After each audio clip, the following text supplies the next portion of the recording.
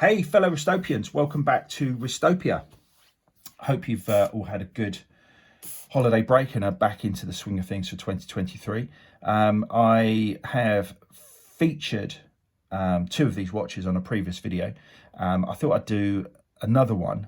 Now I've got the Versus title again. It's tongue-in-cheek Versus. It's not, for me, it's not a heavy kind of this watch is better than that one, Versus kind of conjures up the a fight, doesn't it? And I've used in the left corner, in the right corner, and all that kind of stuff before. But it's not a fight for me. It's about just appreciating different watches and loving them all. But this new piece came into the channel recently, and I mentioned that I would do a video which is dress watch based. Now, I'm a dive watch guy. I did think recently that I've had this thought before, but when you with dive watches, you can get to a point where if you throw enough cash at it, you can get to a point where you've got pretty much the best dive watch in the world, subject to subjectivity. With dress watches, they just go on and on forever, don't they? You can get into high horology, which I'm not really into. I like it, but it's a completely separate thing. It's something that I admire, but I do not garner, if that's the right word. I don't really think about it. Whereas all other watches, I kind of think, would I like that? Can I get that? And then I try to buy that.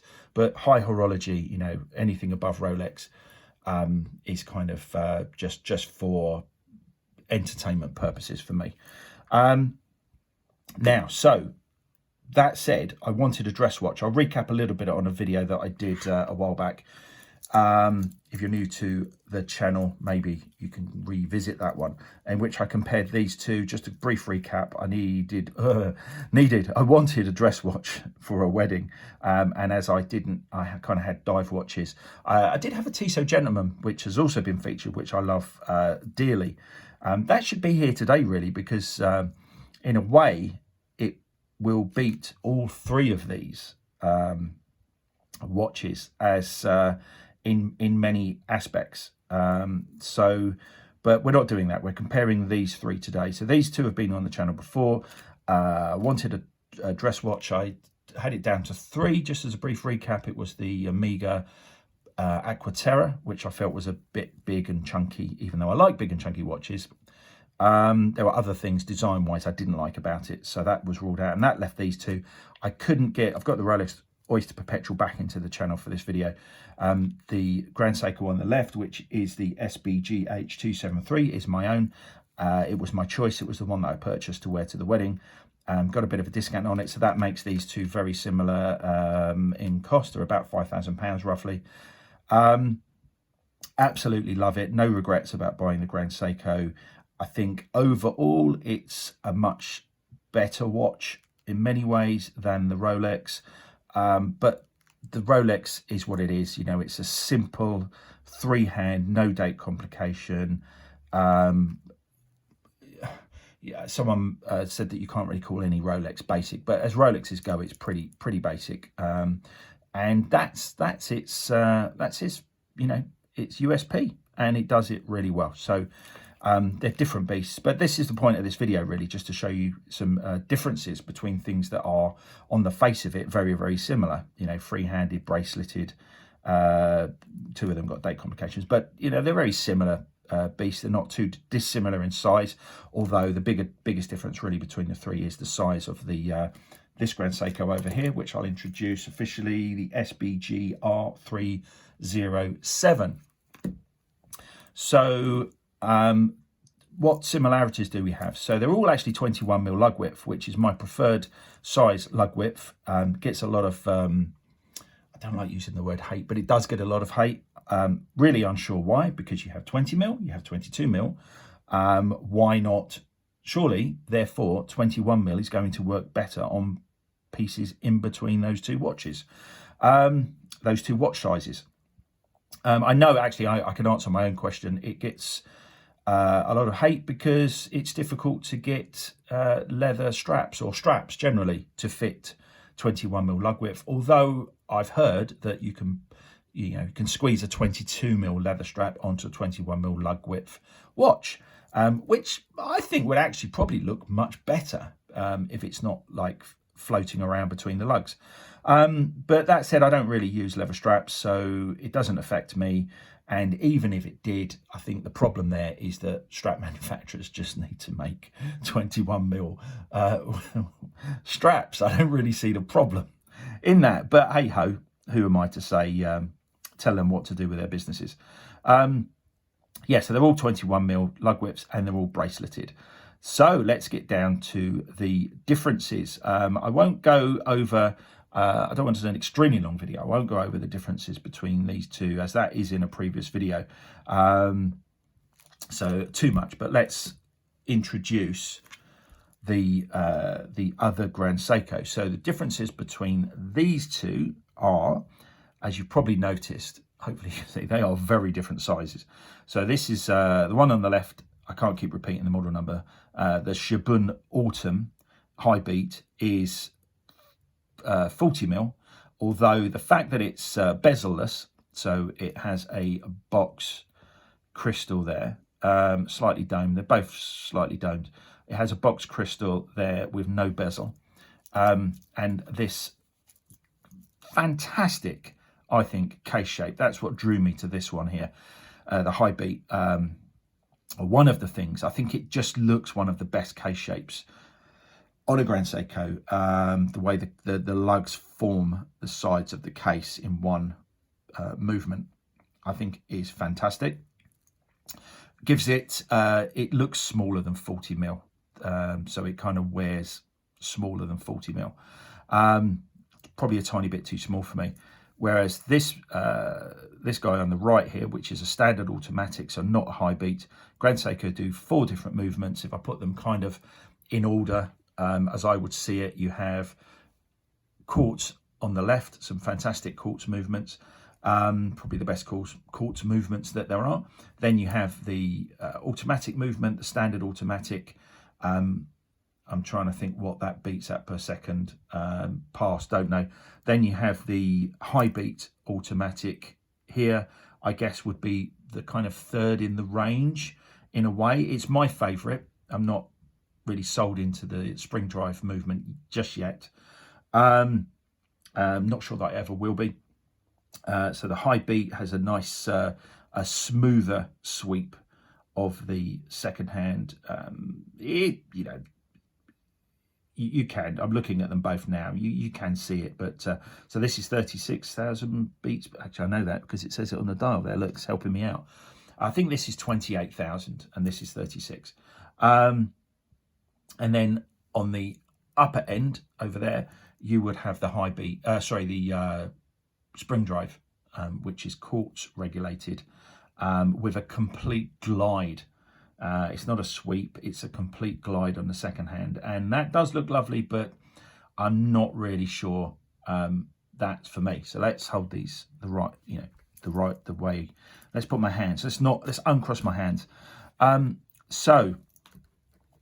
This is just got this into the channel. It's 42, so it's a standard automatic. It's quite it's an older model now.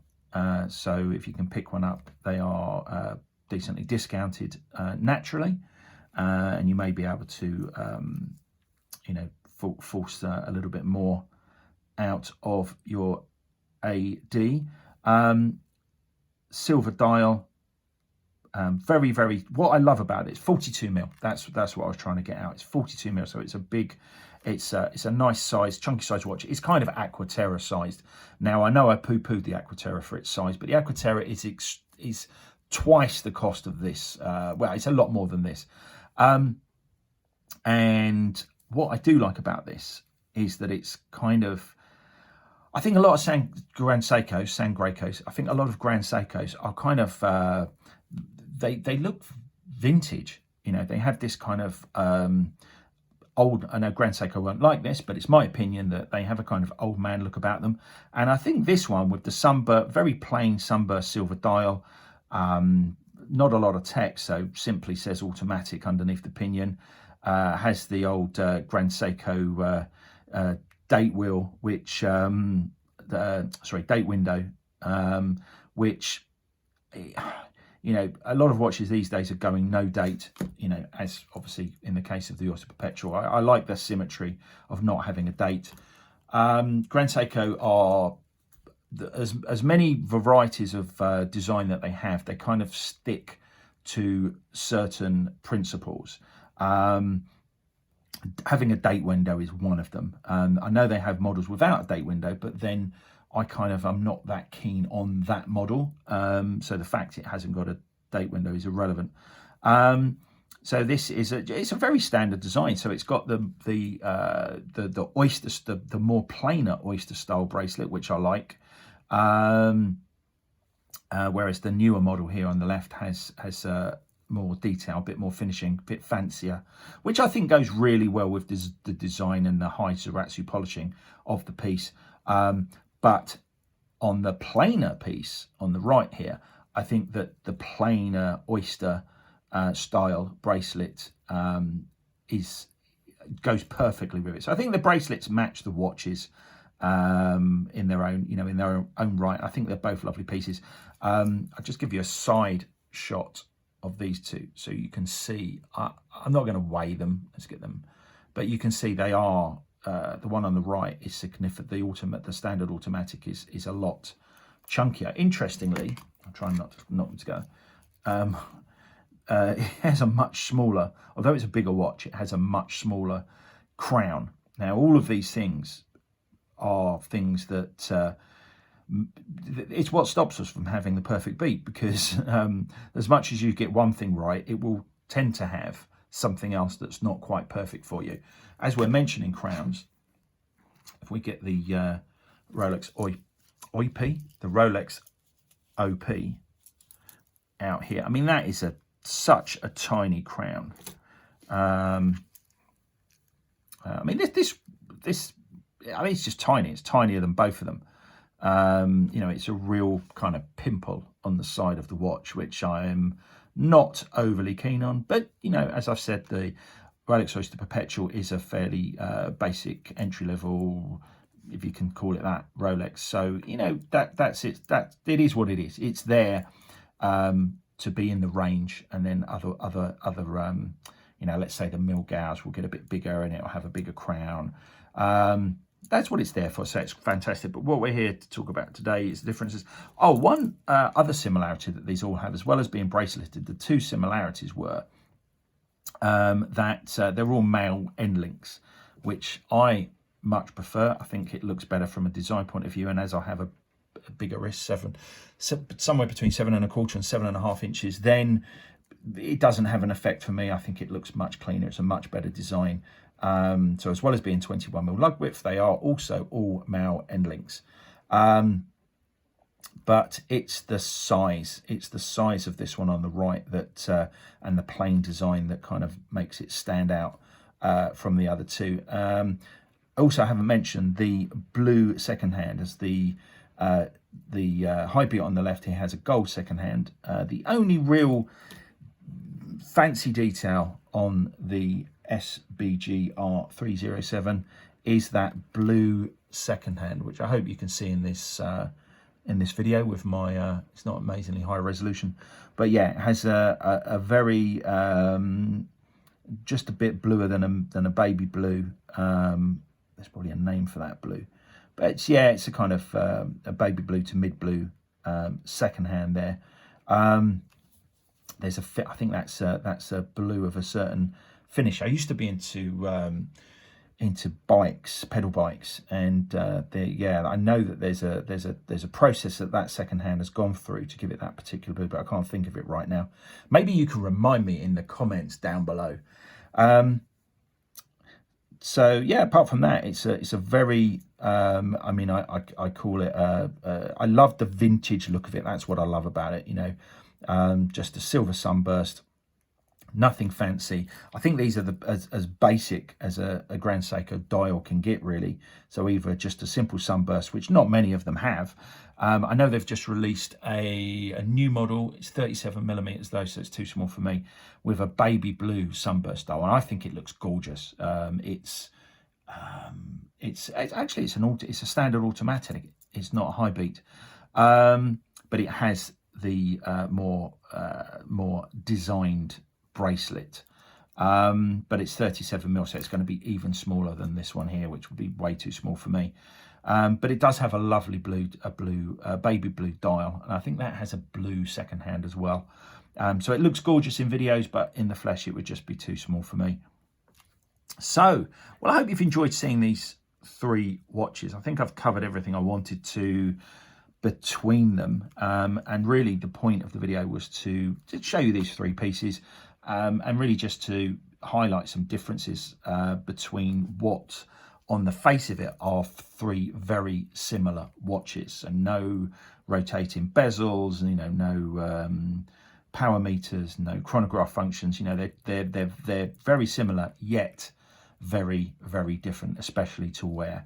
Well, I'm going to pop this on my wrist now, because